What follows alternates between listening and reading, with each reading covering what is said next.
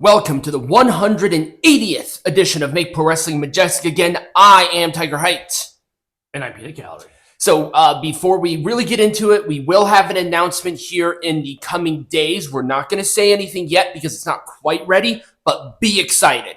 I'm excited for something. Yes, you know what it is. I know what it is. So before we get into it, I made a video about this, but I'm going to go through here because there are some people who like the long form, some people who like the short, so I'm going to do this here. And that is the size of the ring. There have been still a lot of debates about it for some reason, even though I proved that it is 16 by 16, but we'll go into it further. Because I think they said it was 18 by... They said it was 18 by 18, but it doesn't make any sense. And I'll tell you how. This is the dumbest storyline. Yeah, so well, people are still bitching about it, so I'm going to prove it here with some math and also some actual physical evidence. And I did this on the short form, but people are still complaining. So this is the ring that was there, right? For hard camera, same width, same everything, and they've said that this was the exact same. And this is the regular ring. So obviously there is a size discrepancy between these two.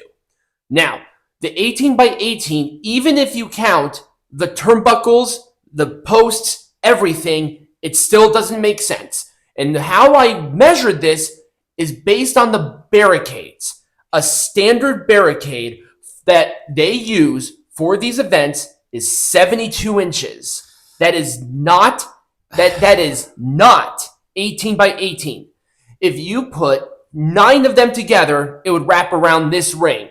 If you put 11 of them together around this ring, and that is butted up right to it. Based on this picture, with depth perception in mind, only 2 barricades, maybe 2 and some change, can fit on every single side of this ring. No matter where you measure it, no matter how you do it, this ring is 16 by 16. That is facts. That's evidence, and I just beat it in less than 3 minutes. That's amazing that I was able to do that.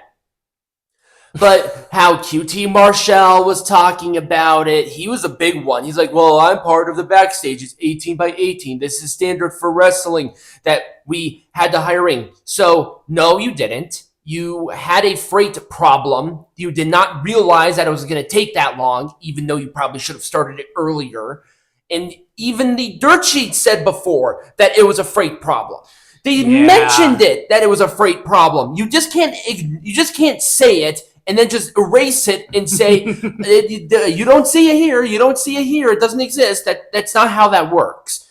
It's more plausible that way because Buddy Murphy wouldn't have gotten hurt in a 20 by 20 or a ring that was literally concaving into itself. Did you see the main event? The posts were like this. Oh, I didn't realize that. Oh, yeah. It was terrible. It was like the ropes were sagging horribly. Oh, I heard about the sagging ropes. Yeah, because the ring was so poorly made because it's 1 16 by 16 and 2 is from a dumbass indie show. The turnbuckles were doing this. Huh. I did not know that. Yeah, it was bending within of itself. It's still the dumbest storyline. Yes. And also, Buddy Matthews, who had to delete this tweet, by the way, said it wasn't 16 by 16 because he got fucking hurt. Yep. The extent of the injury, we are not sure.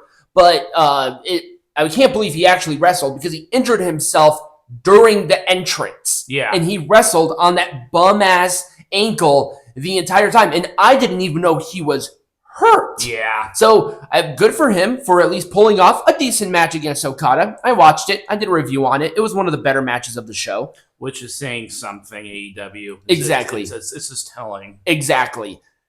So another one. AEW Supremacy just is the most enormous racist I've ever seen. Hard R. I don't care how many G's you put in there, we get the implication. He even said something about Obathemi, Trick Williams, still using the hard R N-word. I'm not going to say it, even though we're only talking about the word colloquially. Yes. Like, in the context that we're talking about it, it would not be racist. But I'm not going to say it because the IWC are retards. What? This is not how you do it. If you and I, like I said, the discussion that you and I are having is not. Is he talking about like black champions losing? Yes. So he talked about all the black people losing because they did. All the black people lost during the show. It's so weird. What? Right. And this is not the only time that the little AEW Freakazoids were racist because it's 2025. It's 2025, and apparently if you put enough G's in there, apparently that just well, I mean, it is on Twitter too, and we all know that Elon Musk is basically a Nazi. I don't know. The problem is that I've gotten flagged for literally nothing. Yeah. And it's like, okay, you either are going to accept all the speech, which, I mean, if you want to be an idiot, this is, I guess, the speech. Sure, you're probably going to be doxxed soon. Yeah, that's true. I hope you do become doxxed soon, Supremacy, because that's weird as shit. I don't care if you're just trying to rage bait. There's rage baiting, and then there's too much. Yeah, and this is a little too much. Cultaholic put in their own 2 cents about this, where they called anybody who complained about the ring lonely. So, number one, Cultaholic, you guys were fired from what culture? You guys didn't leave. You guys left en masse. You guys were fired. Fuck you. Number 2, I watched your entire dumb video, and literally, it just was, I'm sorry, you're not going to get hired by doing that. No. I mean, nepotism is there. That's how Will Washington became there, because apparently his cousin's with Swerve or something. Oh, okay. Yeah, that's why he was hired. And I guess they're getting absolute flack. I want to say that they changed the name, but I guess not. Maybe not. I'm not sure. I didn't argue about anything about the ring. I did because I know you did. Well, because there's a lot of drama. There is a lot of drama, and that's really good for the show. But yes, that was crazy. And let's talk about the final thing. What the hell is this? This is a shirt. Clearly, it is a shirt that is on AEW's website still to this day. I took this screenshot myself. This is a white t-shirt with property of Death Riders on the bottom, and they're expecting idiots to pay $30 for a white t-shirt. Now, let me go to another one that I took a screenshot of because I did. This is Fruit of the Loom, so you know you're going to get a decent shirt. Not the best, but a decent shirt. You get a pack of 6 white t-shirts for almost less than half. Yeah. Almost half of that price. And this is 6 white t-shirts. I mean, if you want to be a Death Riders fan, why buy this dumb shit? Get this. Right. Just get the white shirts. Slap a little sticker down there and call it a fucking day. You don't have to spend $30 on a white t-shirt.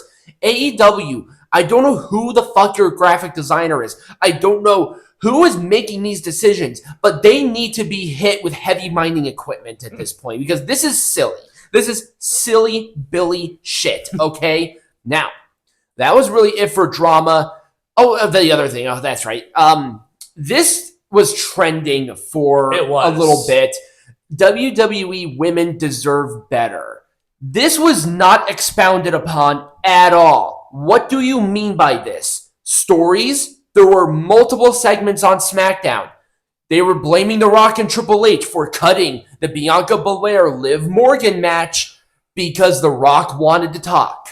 Where is your evidence? Right. Well, I know that The Rock's inclusion in SmackDown did result in a couple of things being cut down. But the problem is, where? Right. Who? We don't know that. We can only speculate. Right. And did you really want a Bianca Belair-Liv Morgan match? I thought what they did was perfectly acceptable. Yeah. Also, that tag team title match was fucking short, right? Do the WWE tag teams deserve better? Right. Where's your outrage there? Where's your outrage to minorities? Carmelo Hayes is teaming with The Miz. I like the team, but people bitched about it. Where is that? Where's the minorities? You can't just pick and choose your outrage. You just can't. It's stupid. They are prominently featured. They have 3 champions. Or if you want to count all of the rosters, they have like 6 champions on the main roster. Yeah, 6. I'm counting Speed. You have this. And anytime the women are in there wrestling, they generally do good. I praise them all the time. And what about the match earlier? The The Tiffany Stratton match Yeah. with Candice LeRae. That's a story. Nia Jax squished them. There's your minority fix. You just can't do this. Now, The Rock's promo was not great. I mean, I liked it. I mean, The Rock has ownership stake in the company, so he's going to just do whatever he wants. Right. And was it a little bit rambling? Yeah. I even said it was a little bit rambling, but I like the story being told. You just can't have everybody in there all the time. No. You just can't. No. And also, a lot of the backstage segments that were featured on television, guess what? The majority of them were women. Yay! You just can't pick and choose. That's the problem with this stupid online culture. You just can't pick and choose your outrage because it feels good and fuzzy inside. Right. No. You either do all of it or you do none of it. Right. So that's what I want to say about that. By the way, I do believe the women in WWE are booked fucking great. Let's look at Raw. Let's look at NXT. Probably some of the strongest talent that we have ever seen in this women's division. Probably the more consistent storyline going into WrestleMania features the women. Yeah. So, shut up. Period. End of goddamn story. That is the drama for this week. Peanut Gallery, we're going to cover some Stuff. news. Yes.